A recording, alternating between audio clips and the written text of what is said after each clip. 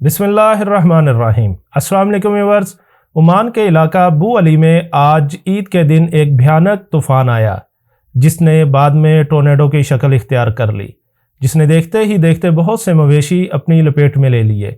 इन मवेशियों में ऊँट और बकरियां वगैरह थी।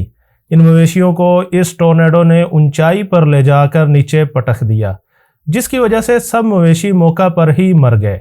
ये बहुत ही बड़ा नुकसान है। इसके साथ साथ इस तूफ़ान नुमा टोर्नेडो ने खैमे और लकड़ी से बने कुछ घरों को भी अपनी लपेट में ले लिया और तबाह कर दिया, जिनका मलबा आप वीडियो में भी देख सकते हैं।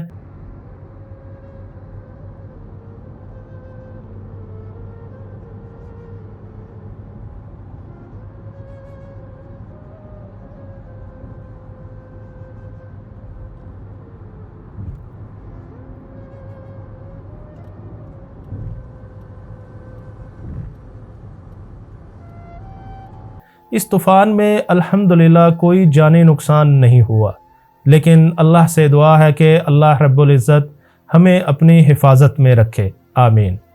सऊदी अरब और अरब मालिक की ताज़ा और काबिल एतमाद ख़बरों के लिए हमारे चैनल को सब्सक्राइब करें, हमारी वीडियो को लाइक और शेयर ज़रूर करें। अपनी दुआओं में याद रखिएगा। अल्लाह हाफ़िज़।